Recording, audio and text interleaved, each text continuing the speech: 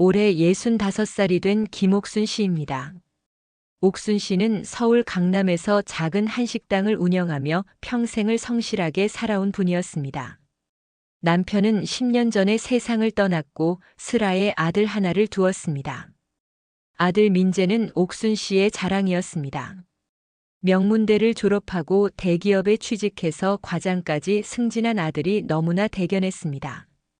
4년 전 민재는 결혼을 하게 되었습니다. 며느리가 될 여자의 이름은 서연이었습니다. 서연은 미국 유학을 다녀온 수재였습니다. 명문 음대를 졸업하고 피아노 전공으로 석사 학위까지 받았다고 했습니다. 외모도 단정하고 예의도 바른 편이었습니다. 옥순 씨는 처음 서연을 만났을 때 꽤 마음에 들었습니다. 학벌도 좋고 집안도 괜찮아 보였고 무엇보다 아들이 좋아하는 모습을 보니 흐뭇했습니다. 결혼식은 성대하게 치러졌습니다. 옥순 씨는 평생 모은 돈에서 3천만 원을 보태서 아들 부부의 신혼집 전세금을 마련해 주었습니다. 서연의 부모도 신혼 가구를 사주고 결혼 준비금을 넉넉하게 지원해 주었다고 했습니다. 모든 것이 순조로웠습니다. 옥순 씨는 이제 며느리가 손자나 손녀를 낳아주기만을 기다렸습니다. 결혼 후 1년쯤 지났을 때였습니다. 옥순 씨는 가끔 아들 부부의 집에 들러서 밑반찬을 만들어주곤 했습니다. 그런데 이상한 점을 발견하기 시작했습니다. 서연이 집에 없는 경우가 너무 많았습니다. 물어보면 항상 학원에서 피아노를 가르친다고 했습니다. 저녁 늦게까지 주말에도 자주 나가 있었습니다. 옥순 씨는 며느리가 성실하게 일하는구나 생각했습니다. 하지만 민재의 표정은 점점 어두워져 갔습니다. 어머니가 걱정스러운 마음에 물어보면 그저 회사 일이 힘들다고만 했습니다. 옥순 씨는 아들이 무언가 숨기고 있다는 느낌을 받았지만 깊이 캐묻지는 않았습니다. 결혼한 부부의 일에 시어머니가 너무 간섭하는 것도 좋지 않다고 생각했기 때문입니다. 결혼 2년 차가 되던 해 가을이었습니다. 옥순 씨는 우연히 동네 지인으로부터 충격적인 이야기를 듣게 되었습니다. 그 지인의 딸이 서연과 같은 학원에서 일한다는 것이었습니다. 그런데 그 지인이 조심스럽게 말을 꺼냈습니다. 서연이 학원에서 남자 강사와 사이가 수상하다는 소문이 있다는 것이었습니다. 점심시간에도 둘이 함께 나가고 쉬는 시간마다 붙어서 이야기한다는 것입니다. 옥순 씨는 그 말을 듣고 가슴이 철렁 내려앉았습니다. 하지만 소문일 수도 있다고 생각하며 애써 마음을 진정시켰습니다. 며느리를 믿고 싶었습니다. 그런데 며칠 후 또 다른 이야기가 들려왔습니다. 이번에는 시장에서 만난 다른 지인이었습니다. 그 사람은 강남 쪽 카페에서 서연을 봤는데 젊은 여자와 너무 친밀하게 손을 잡고 앉아 있더라는 것이었습니다. 옥순 씨는 혼란스러웠습니다. 남자 강사와의 소문도 있는데 이제는 여자와도 그런 모습이 목격되었다는 것입니다. 도대체 무슨 일인지 알 수가 없었습니다. 옥순 씨는 더 이상 참을 수 없어서 아들을 불러냈습니다. 단둘이 조용한 식당에서 만났습니다. 옥순 씨가 들은 이야기들을 조심스럽게 꺼내자 민재의 얼굴이 순식간에 일그러졌습니다. 민재는 한참 동안 말이 없었습니다. 그러다가 결국 고백했습니다. 사실 결혼한 지 1년쯤 지났을 때부터 서연의 이상한 행동을 눈치챘다고 했습니다. 처음에는 학원 남자 강사와 너무 자주 연락하는 것을 발견했습니다. 추궁했더니 서연은 그저 동료일 뿐이라고 발뺌했습니다. 하지만 그 후로도 수상한 일들이 계속 이어졌습니다.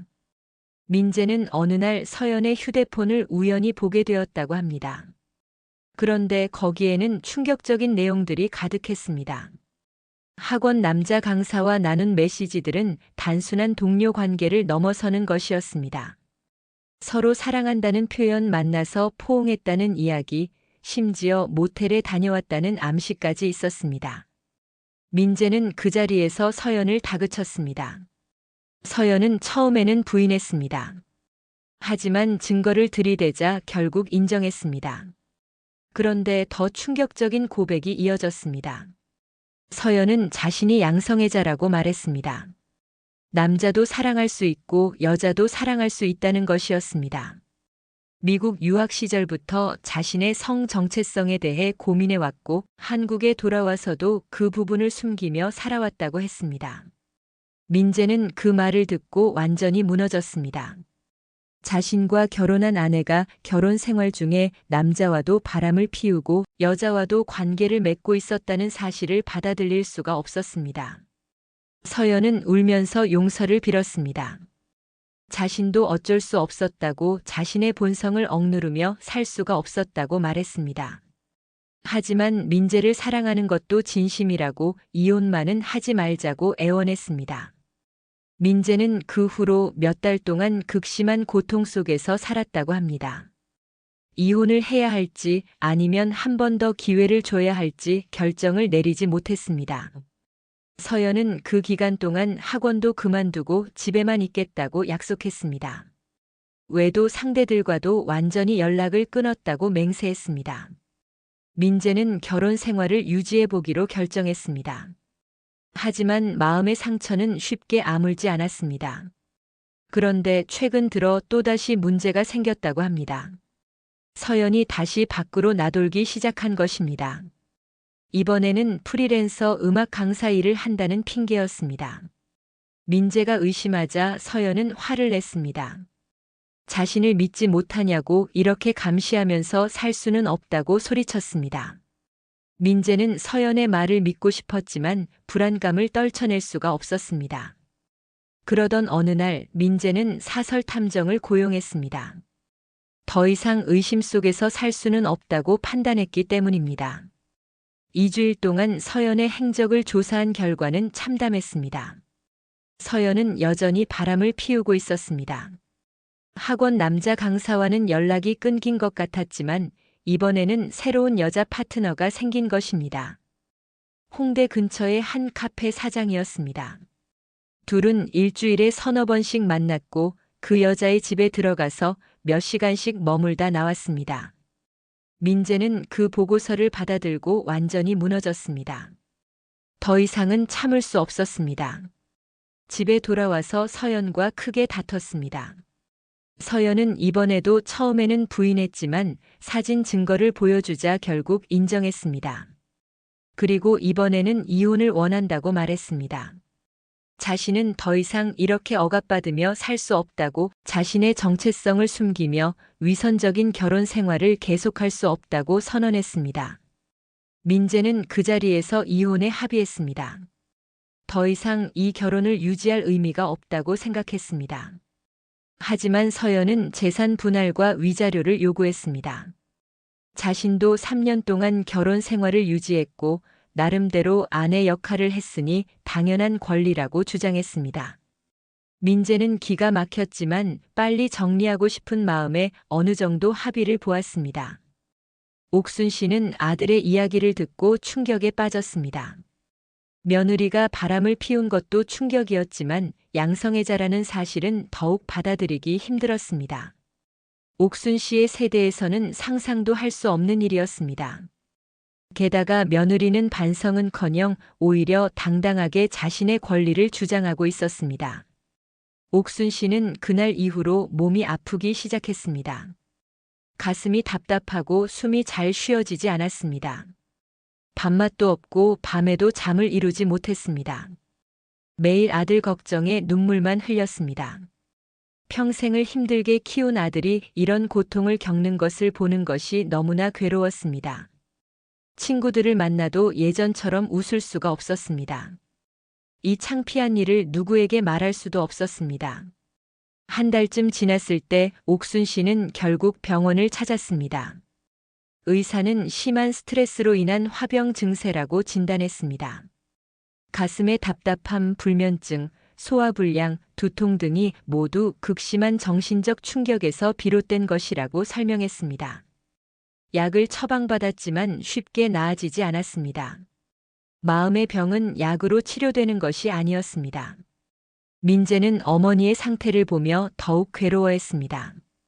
자신 때문에 어머니가 병까지 얻게 된 것 같아 죄책감에 시달렸습니다. 서연과의 이혼 절차는 진행 중이었지만 재산 분할 문제로 협의가 쉽게 이루어지지 않았습니다. 서연 측 변호사는 결혼 기간 동안 형성된 재산의 절반을 요구했습니다. 신혼집 전세금, 예금, 그동안 모은 돈까지 합치면 꽤 큰 금액이었습니다. 민재는 억울했습니다. 바람을 피운 쪽이 오히려 재산을 요구한다는 것이 이해가 되지 않았습니다. 변호사와 상담한 결과 서연의 외도 사실을 입증하면 위자료를 받을 수도 있고 재산 분할 비율을 낮출 수도 있다는 조언을 들었습니다. 민재는 사설 탐정이 찍은 사진들과 증거 자료들을 모두 제출했습니다. 재판이 시작되었습니다. 법정에서 서연은 자신의 성 정체성 때문에 고통받았다고 주장했습니다. 결혼 생활 내내 자신을 억압하며 살아야 했고 그 과정에서 정신적으로 많은 고통을 겪었다고 말했습니다. 심지어 민재가 자신의 성 정체성을 이해해주지 않고 강요했기 때문에 외도를 할 수밖에 없었다는 식으로 주장했습니다. 민재와 민재 측 변호사는 황당했습니다. 결혼 전에 자신의 성 정체성을 숨기고 결혼했으면서 이제 와서 피해자인 척하는 것이 말이 되지 않았습니다. 증거 자료들을 제시하며 서연의 명백한 외도 사실을 입증했습니다. 재판은 몇 차례 진행되었고 결국 법원은 민재의 손을 들어주었습니다. 서연의 외도가 명백히 인정되었고 재산 분할 비율은 대폭 낮아졌습니다. 또한 서연은 민재에게 2천만 원의 위자료를 지급하라는 판결을 받았습니다. 하지만 판결이 났다고 해서 옥순 씨의 마음이 편해지는 것은 아니었습니다. 여전히 가슴은 답답했고 분노가 가시지 않았습니다. 며느리에 대한 배신감, 아들이 겪은 고통에 대한 안타까움, 그리고 앞으로의 걱정까지 모든 것이 옥순 씨를 짓눌렀습니다. 병원 치료를 받으며 조금씩 회복하려고 노력했지만 쉽지 않았습니다. 이혼이 최종적으로 확정된 것은 그로부터 3개월 후였습니다. 민재는 다시 혼자가 되었습니다. 38살의 나이에 이혼남이 된 것입니다.